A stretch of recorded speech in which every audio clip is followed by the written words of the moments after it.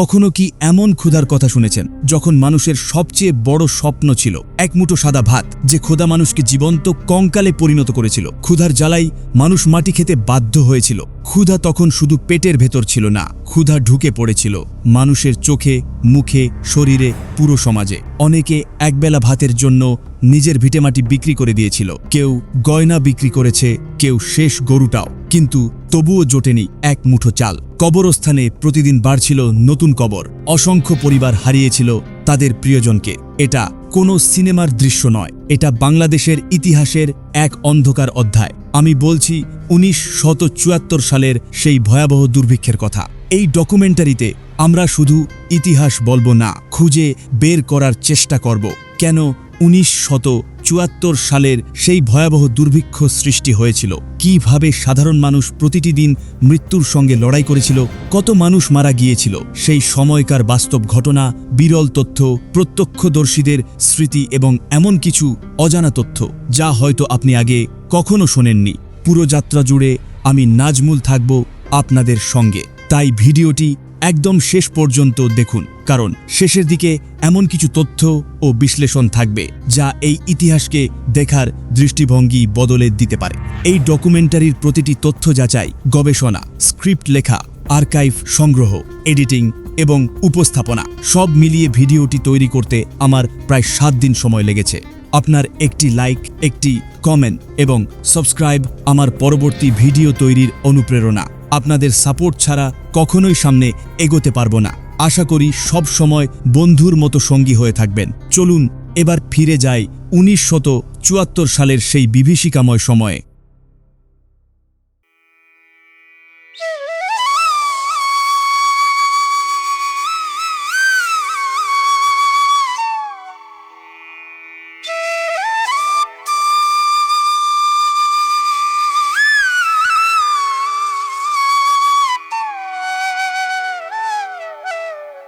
আপনার কতটুকু জমি ছিল, এখন কি অবস্থা? এখন নাই, সব কিছু একখানে বেশি বিক্রি করে খেয়ে নিয়েছি।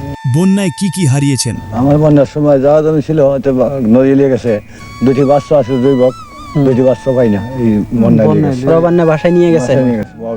সর্বশেষ কবে পেট ভরে ভাত খেয়েছিলেন? বেলার খাওয়া জোরে না, ভাত আমার দেখি না, খাইতে পাই না সব। এক বেলায় 5-6 দিনও না হইলো আছে এরকম কোনোরকম। আপনার পরিবারের কেউ কি মারা গেছে?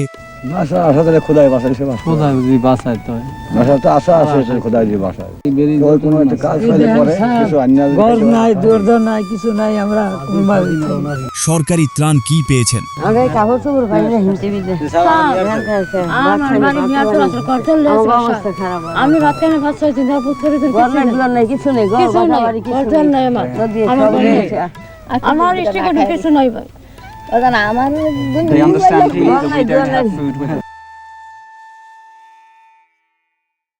স্বাধীনতার মাত্র 3 বছর যুদ্ধবিধ্বস্ত একটি দেশ ধীরে ধীরে ঘুরে দাঁড়ানোর স্বপ্ন দেখছিল, কিন্তু সেই স্বপ্ন বেশি দিন টিকল না।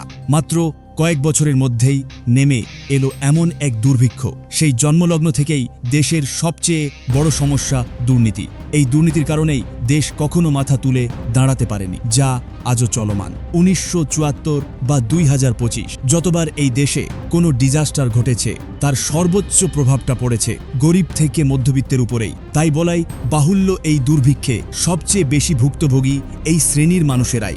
মাঠে ফসল নেই, হাড়িতে খাবার নেই, চারপাশে শুধু কান্না আর হাহাকার। কিন্তু একটা মিসকনসেপ্ট রয়েছে 74-এর দুর্ভিক্ষ নিয়ে। বলা হয় এই দুর্ভিক্ষের কারণ সেই সালে ফসল কম উৎপাদন। হ্যাঁ, অবশ্যই এটি একটি কারণ, কিন্তু মূল কারণ অবশ্যই না। মানে ধান যে একদমই হয়নি, ব্যাপারটা তেমন ছিল না।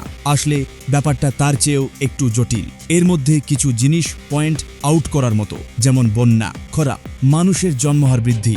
তবে সব কিছুকে ছাপিয়ে এই দুর্ভিক্ষের অন্যতম কারণ সরকারের দূরদর্শিতার ও দুর্নীতি দমনে চরম ব্যর্থতার পরিচয়। আরেকটা গুরুত্বপূর্ণ এক্স ফ্যাক্টর ছিল, তা হলো বাংলাদেশের উপর আমেরিকার শর্ত আরোপ। তোমরা যদি কিউবাকে পাট দাও, তবে আমরা তোমাদের খাবার দেব না। 1974 সালে কিউবার সাথে 40 লাখ পাটের থলে বিক্রয়ের জন্য এক চুক্তি করে বাংলাদেশ পাটকল কর্পোরেশন BGMC, যার সেই সময়কার মূল্য ছিল কয়েক মিলিয়ন ডলার। একটি যুদ্ধবিধ্বস্ত দেশের জন্য যা এক প্রকার ব্লেসিং। তবে আমেরিকার নিষেধাজ্ঞা, কারণ কিউবার উপর সে সময় বাণিজ্যিক নিষেধাজ্ঞা আরোপ করে রেখেছিল যুক্তরাষ্ট্র। তাই বাংলাদেশের কিউবার সাথে বাণিজ্যিক লেনদেনকে তারা ভালোভাবে নেয়নি। বরাদ্দকৃত 2,20,000 টন গম ও 20,000 টন ভোজ্য তেল দানে নিষেধাজ্ঞা জারি করে বসে যুক্তরাষ্ট্র। সেই সময়কার কিছু নিউজ পোর্টাল ঘাটলে ভয়াবহতা সম্পর্কে একটি স্পষ্ট ধারণা পাওয়া যায়। 1974 সালের দুর্ভিক্ষ বাংলাদেশের ইতিহাসে এমন এক হৃদয়বিদারক ঘটনা, যা শুধু মানবিক বিপর্যয় ছিল না, বরং ছিল নীতি পরিকল্পনা ও ব্যবস্থাপনাগত ব্যর্থতার নগ্ন বহিঃপ্রকাশ। 1971 সালের 9 মাসে রক্তক্ষয়ী যুদ্ধে স্বাধীনতা অর্জনের পর বাংলাদেশ এক ভাঙ্গাচোরা অর্থনীতি, বিধ্বস্ত অবকাঠামো, দুর্বহ ও দুর্বল খাদ্য ব্যবস্থাপনা নিয়ে যাত্রা শুরু করে। বিশ্বব্যাংকের তথ্য অনুযায়ী যুদ্ধ শেষে কৃষি উৎপাদন ক্ষমতা পূর্বের অবস্থার তুলনায় প্রায় 30% কমে গিয়েছিল। মাঠে বীজ ছিল না, কৃষকের গরু হাল ছিল না, আর সরকারের উদ্ধৃত খাদ্য মজুদও ছিল সীমিত। 1973 সালে বিশ্বব্যাপী খাদ্যশস্য উৎপাদন কিছুটা কমে যায় এবং আন্তর্জাতিক বাজারে চাল ও গমের দাম বাড়তে শুরু করে। একই সময়ে বাংলাদেশে ঘন ঘন বন্যা, নদী ভাঙ্গন ও অতিবৃষ্টি ঘটে, বিশেষ করে কুষ্টিয়া, রংপুর, ময়মনসিংহ। ফলে 1974 সালে আমন ও বুড়ো মিলিয়ে ধান উৎপাদন কমে যায় প্রায় 27%। 1974 সালের গোড়ায় বাংলাদেশ সরকারের গোদামে প্রায় 3 লাখ মেট্রিক টন চাল মজুদ থাকলেও সেগুলো দুর্নীতি ও অব্যবস্থাপনার কারণে দ্রুত ক্ষতিগ্রস্ত এলাকায় পাঠানো সম্ভব হয়ে ওঠেনি, যার সবচেয়ে বড় কারণ রেশনিং ব্যবস্থা ছিল ঢাকা কেন্দ্রিক। গ্রামের মানুষদের কাছে এই রেশন পৌঁছানোর পূর্বেই তা স্থানীয় প্রশাসনের দুর্নীতির কবলে পড়ে নাই হয়ে যেত। সরকারের দূরদর্শিতার অভাব এখানে চরমভাবে এক্সপোজ হয়।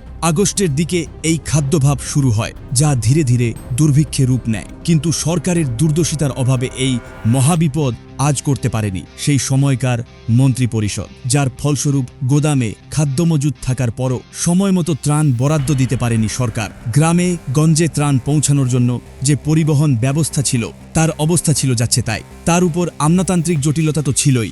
এত কিছুর পরও ত্রাণ যদি গ্রাম পর্যন্ত পৌঁছানো সম্ভব হতো, তার পরে পরে পড়ত স্থানীয় প্রশাসনের কালো থাবা, যারা এই দুর্দশায়ও কালোবাজারি ও দুর্নীতিতে ব্যস্ত ছিল।